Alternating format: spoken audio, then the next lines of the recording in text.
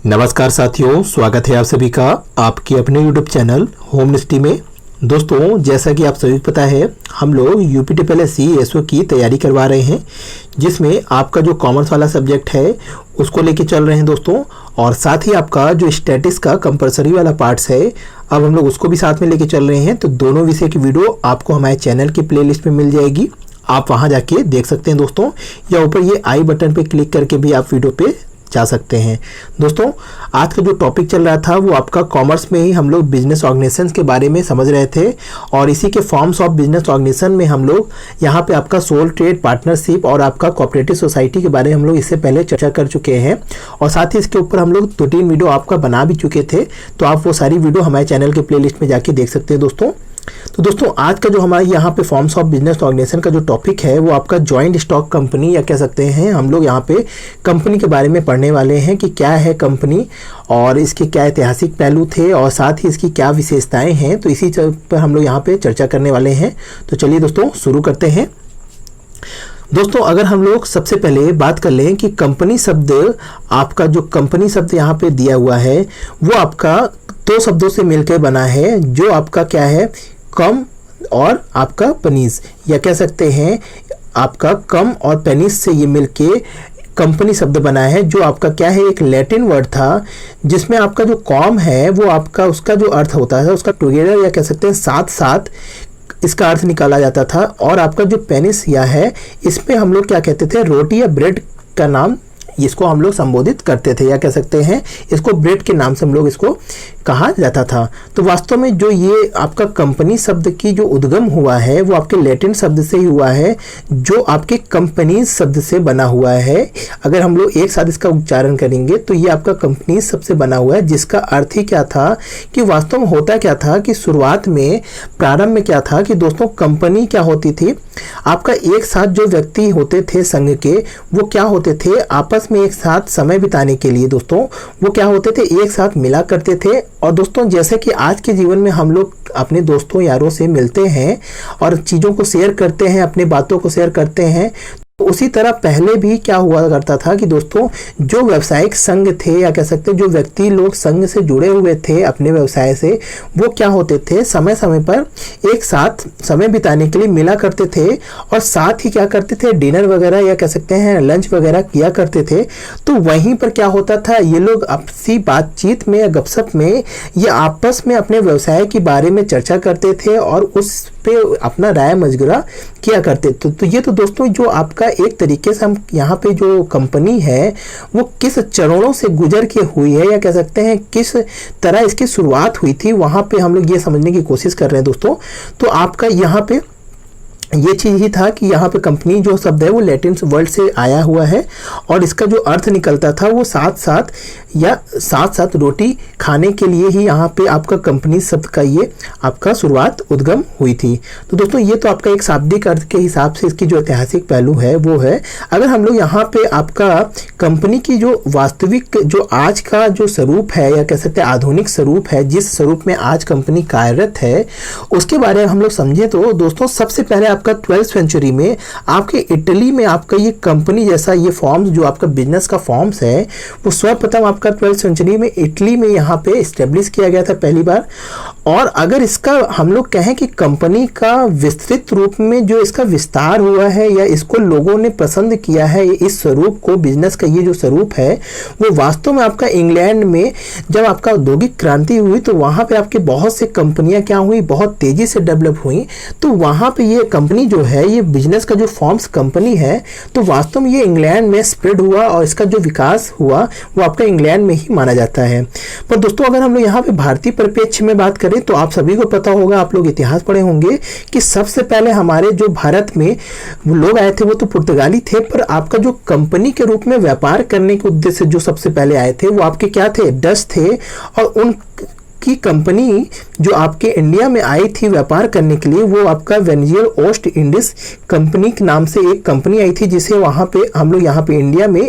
United East India Company of Netherland भी कहा जाता था। जो आपके भारत और आपके यहाँ पे जो ईस्ट के इलाके थे वहाँ पे व्यापार करने के उद्देश्य से इसको वहाँ पे गठित किया गया था, और वहाँ से गठित करके यहाँ पे उनके दलों को भेजा गया था यहाँ पे व्यापार के लिए। तो ये तो दोस्तों कुछ यहाँ पे ऐतिहासिक पहलू थे, आपको थोड़ा सा नॉलेज के लिए बस बताना चाहते थे। पर दोस्तों अगर यहाँ पे हम लोग सबसे पहले यहाँ पे इसकी कंपनी का जो आपका परिभाषा है या कह सकते हैं इसका जो अर्थ है पारिभाषिक रूप में, उसको अगर हम लोग देख लें दोस्तों, तो ये आपको पता भी होगा कि कंपनी क्या है, एक विधान द्वारा निर्मित एक कृत्रिम व्यक्ति है। तो यहाँ पे आपको ये चीज ध्यान दीजिए दोस्तों, ये इसके परिभाषा में ही इसकी सारी विशेषताएं छुपी हुई हैं, तो इसको आपकी परिभाषाओं को थोड़ा ध्यान से समझिएगा। तो दोस्तों यहाँ पे दिया है कि कंपनी विधान द्वारा निर्मित एक कृत्रिम व्यक्ति है, या कह सकते हैं आपका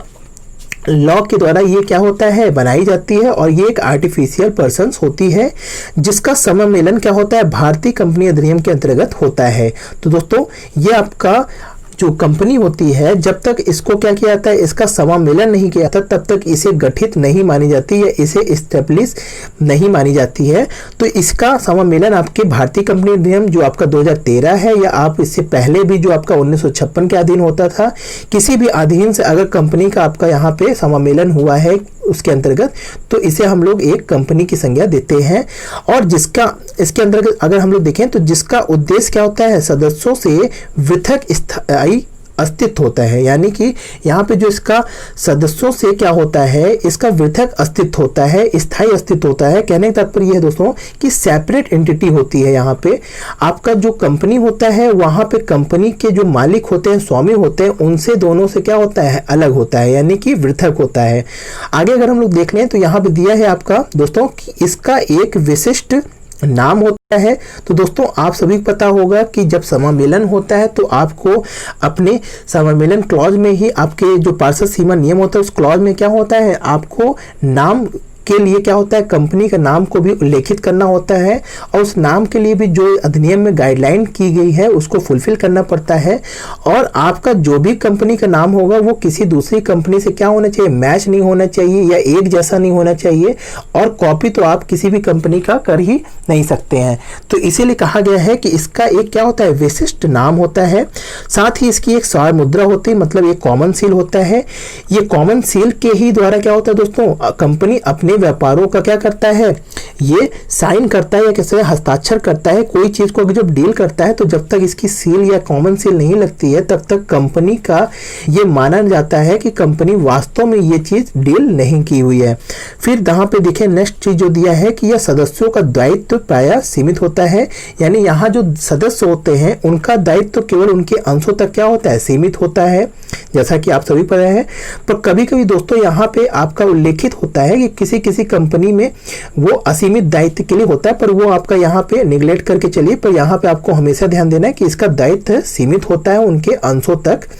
और इसकी पूंजी आपकी हस्तांतरण योग्य अंशों में विभक्त होती है। मतलब यहाँ पे आपका जो भी शेयर होता है कंपनी की पूंजी का छोटे छोटे भागों में, अंशों में बटे होते हैं, और वो सारे अंश क्या होते हैं, हस्तांतरण योग्य होते हैं। बिना कंपनी को सूचना दिए आप कंपनी के शेयर को हस्तांतरित कर सकते हैं। तो दोस्तों अगर हम लोग एक बार में इसकी ये परिभाषा एक बार इकट्ठा पढ़ ले तो यहाँ पे कंपनी विधान द्वारा निर्मित एक कृत्रिम व्यक्ति है जिसका समामेलन भारतीय कंपनी अधिनियम के अंतर्गत होता है, जिसका उसके सदस्यों से पृथक स्थायी अस्तित्व होता है, और इसका एक विशिष्ट नाम होता है। साथ ही इसकी सार मुद्रा होती है तथा सदस्यों का दायित्व प्रायः सीमित होता है, और इसकी एक हस्तांतरण योग्य अंशों में पूंजी विभक्त होती है। तो ये तो दोस्तों इसका एक परिभाषा है जिसमें सारी चीजें आपकी ये क्या है, इंक्लूडेड परिभाषा, इसे हम लोग संपूर्ण परिभाषा कह सकते हैं। तो यहाँ पे ये तो दोस्तों ये एक कॉमन परिभाषा है। बट अगर हम लोग यहाँ पे आपके कंपनी अधिनियम के अंतर्गत जो कंपनी की परिभाषा दी गई है, अगर हम लोग कंपनी अधिनियम 2013 की धारा 220 के अनुसार देखें तो कंपनी का केवल यहाँ पे जो शब्द उल्लिखित है उसका मतलब जो बताया गया है कि कंपनी अधिनियम 2013 के तहत शामिल या किसी भी पिछले कंपनी अधिनियम के तहत, जैसे कि आपका 1956 था, उसके तहत जो भी रजिस्टर्ड होती हैं उन्होंने हम लोग कंपनी की संज्ञा देते हैं। तो ये तो दोस्तों आपका कंपनी की परिभाषा के बारे में हम लोग यहाँ पे चर्चा कर लिए। अब अगर हम लोग यहाँ पे इसके कुछ फीचर्स के बारे में डिस्कस कर ले दोस्तों, तो दोस्तों इसके फीचर्स में अगर हम लोग देखें यहाँ पे तो आपका सबसे पहला जो आपका यहाँ पे फीचर्स है संयुक्त पूंजी कंपनी का, वो आपका यहाँ पे आर्टिफिशियल पर्सन जो इसका मुख्य विशेषता है, ये सबसे अच्छी या कह सकते हैं मुख्य विशेषता आपकी एक है कि आर्टिफिशियल पर्सन होता है कंपनी, या कह सकते हैं ये कृत्रिम व्यक्ति होती है जो कि क्या होता है दोस्तों, ये आपके विधान द्वारा ही निर्मित होती है और विधान द्वारा ही क्या होते है, इसका समापन भी होता है। और दोस्तों ये आपका जो वास्तविक या कह सकते हैं नेचुरल पर्सन होता है उसके स्वरूप में ही क्या होता है, सारा काम करती है। बट केवल यहाँ पे जो भी आपका नेचुरल पर्सन होता है, जो भौतिक रूप से जो कार्य कर सकता है, बस वही कार्य क्या होता है, कंपनी नहीं कर सकती है। नहीं तो आपका जो भी एक वास्तविक कह सकते हैं या नेचुरल पर्सन काम कर सकता है, वो सारी चीजें संयुक्त पूंजी कंपनी कर सकती है। और दोस्तों इसका जो आपका निर्माण होता है वो एक विधि के तहत होता है, और इसी विधान के तहत इसको क्या दिया जाता है, एक कृत्रिम व्यक्ति का दर्जा दिया जाता है। इसीलिए इसका इसे हम लोग कृत्रिम व्यक्ति या कह सकते हैं आर्टिफिशियल पर्सन की संज्ञा भी देते हैं। दूसरा अगर हम लोग दोस्तों यहाँ पे देख लें तो आपका सेपरेट एंटिटी या कह सकते हैं यहाँ पे जो आपका पृथक स्थायी अस्तित्व के बारे में हम लोग जो चर्चा किए, इसी का तात्पर्य है सेपरेट एंटिटी। मतलब यहाँ पे जो है कि जो आपका कंपनी होता है वो क्या होता है, आपके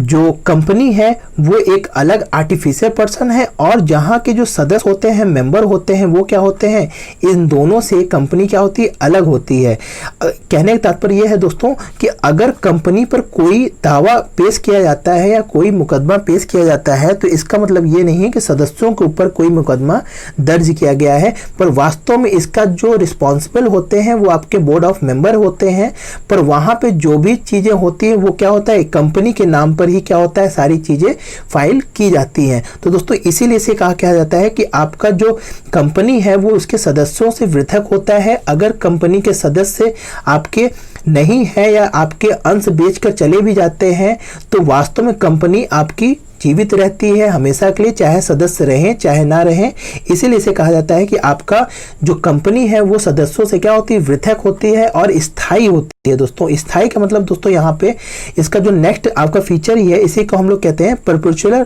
एग्जिस्टेंस। मतलब यहाँ पे दोस्तों कि कंपनी हमेशा आजीवन काल तक क्या होती है, चलती रहती है। पर आपका जो एक सदस्य या आपका नेचुरल पर्सन होता है वो आजीवन समय तक जीवित नहीं हो सकता, पर आपका कंपनी क्या होती है, आजीवन समय तक जीवित रह सकती है अगर उसका आप विधि के अनुसार समापन ना करें। और दोस्तों इसके लिए एक प्रसंग भी आपका बहुत आपका फेमस प्रसंग इस पे है कि एक समय आपके सभी बोर्ड मेंबर्स क्या थे, एक मीटिंग में बैठे थे और एक मीटिंग में किसी बम से हमला होने पर उस सारे मीटिंग में जितने भी बोर्ड ऑफ मेंबर थे सब समाप्त हो गए, पर कंपनी जीवित रही। इसे आपका हाइड्रोजन बम भी क्या होता है, कंपनी को समाप्त नहीं कर सकती। तो इसके लिए ये प्रसंग बहुत ही उचित है कि कंपनी को आपका कोई भी आपका समाप्त नहीं कर सकता, कोई भी बम इसे समाप्त नहीं कर सकती, क्योंकि ये क्या है, आपका विधि द्वारा निर्मित एक व्यक्तिगत या कृत्रिम व्यक्ति है जिसका समापन भी किसके तहत होता है, विधि के ही अधीन होता है। और ये आपके स्थायी रूप से हमेशा के लिए निरंतर चलती रहती है। इससे सदस्यों से कोई भी रिश्ता नहीं होता है आपके अस्तित्व के मामले में। नेक्स्ट अगर हम लोग देख ले दोस्तों, यहाँ पे है राइट टू सू। मतलब यहाँ पे दोस्तों क्या है कि अगर जो कंपनी होती है वो क्या होता है, यहाँ पे हम लोग जो बात किए कि अगर कंपनी किसी दूसरे प्रति या किसी दूसरे व्यक्ति के प्रति कोई वाद प्रस्तुत करना चाहती है तो वो कंपनी अपने नाम से क्या कर सकती है, किसी व्यक्ति के प्रति, किसी कंपनी के प्रति अपने तरफ से वाद प्रस्तुत कर सकती है, न्यायालय के समक्ष अपने प्रति क्या कर सकती है, क्या पेश कर सकती है और न्यायालय से अपने प्रति क्या कर सकती है, न्याय प्राप्त कर सकती है। और इसके साथ ही दोस्तों कोई अन्य वादी क्या हो सकता है, कंपनी को या कंपनी के प्रति कोई भी वाद प्रस्तुत कर सकता है। तो इसीलिए कहा जाता है कि ये राइट टू सू होती है। यानी यहाँ पे इसका मतलब क्या होता है कि दोस्तों ये अभियोग लाने का अधिकार इसके पास होता है। ये किसी के ऊपर अपने नाम से अभियोग लगा सकती है और अपने अधिकारों का प्रयोग करके उस पर अपना न्याय प्राप्त कर सकती है। नेक्स्ट अगर पॉइंट देख ले दोस्तों यहाँ पे, तो यहाँ पे दिया है रिप्रेजेंटेटिव मैनेजमेंट। मतलब यहाँ पे दोस्तों जो आपका ये प्रबंध होता है इसके प्रतिनिधि प्रबंध के द्वारा इसका नियंत्रण किया जाता है। मतलब यहाँ पे दोस्तों कि आप सभी को पता होगा कि जो कंपनी में पूंजी लगाता है वास्तव में क्या होता है, वो कंपनी का मेन स्वामी होता है, जो कि आपके अंशधारी द्वारा क्या होता है, पूंजी को लगाया जाता है छोटे छोटे अंशों के द्वारा। बट यहाँ पे जो संचालन करते हैं वो क्या होते हैं, वो आपके बोर्ड ऑफ मेंबर होते हैं, या कह सकते हैं आपके जो स्वामी होते हैं वो वास्तव में क्या होते हैं, कंपनी को संचालित नहीं करते हैं। बट यहाँ पे जो कंपनी के बोर्ड ऑफ मेंबर होते हैं वो इन्हीं स्वामियों द्वारा क्या होते हैं, नियुक्त किए गए होते हैं, या इन्हीं स्वामियों द्वारा क्या होता है, चुने गए होते हैं आपके बोर्ड ऑफ मेंबर। और इन्हीं के द्वारा क्या होता है, ये एक कंपनी का प्रतिनिधि रूप में या कह सकते हैं रिप्रेजेंटेटिव रूप में सारे मैनेजमेंट को देखते हैं और आपका एनुअली क्या होता है ये सब प्रस्तुत करते हैं अपनी रिपोर्ट, आपके बैलेंस शीट या आपके जो भी आप लोग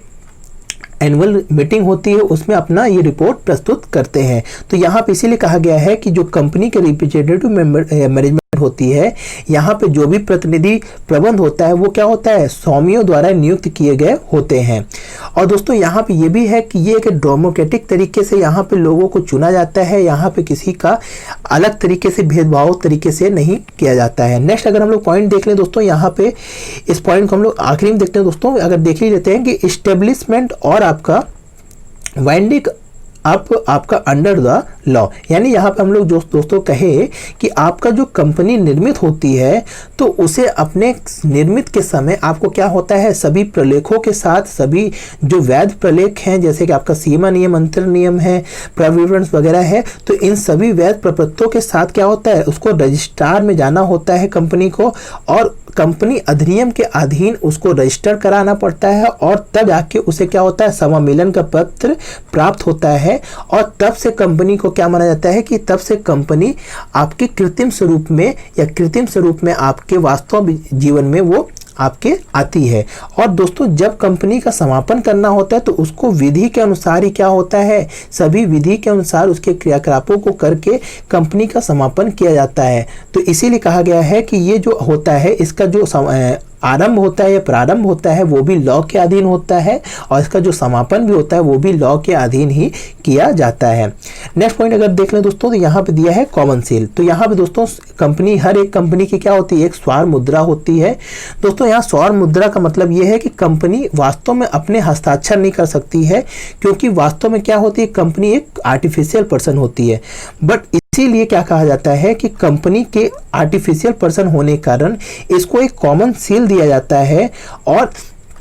जब भी इसे किसी चीज पर या किसी डॉक्यूमेंट पर अपने चीजों को सत्यापित करना होता है या कंपनी को अपने तरफ से कोई चीज मान्य करना होता है तो उसे अपने कॉमन सील के द्वारा ही क्या करती है, उसे मान्य करार करती है। जब तक किसी भी कंपनी के प्रलेखों में कॉमन सील नहीं लगाया जाता है तो वो कंपनी के दायित्व के अंतर्गत अधीन नहीं आती है। तो इसीलिए कहा जाता है कि हर एक कंपनी को एक कॉमन सील प्राप्त होती है, हर एक कंपनी की एक स्वर्ण मुद्रा होती है। नेक्स्ट पॉइंट अगर देख लें दोस्तों, यहाँ पे दिया है वॉलंटरी एसोसिएशन। मतलब यहाँ पे दोस्तों ये है कि कंपनी आपका जो भी लाभ अर्जित करती है वो क्या होता है, ऐसा नहीं है कि वो लाभ के उद्देश्य से ही क्या होते हैं, सभी लोग क्या होते हैं, आपका जो भी लाभ होता है वो स्वैच्छिक रूप से लोग इकट्ठा होते हैं और उस स्वैच्छिक रूप से क्या होता है, अपने अंश के हिसाब से अपने चीज़ों को क्या करते हैं, लाभों को बांट लेते हैं। मतलब यहाँ पे दोस्तों क्या है कि यहाँ पे कोई जबरदस्ती नहीं होती है कि आपको लाभ का प्रलोभन देके या लालच देके आपको क्या किया जाता है, शामिल किया जाता है। आपको जितनी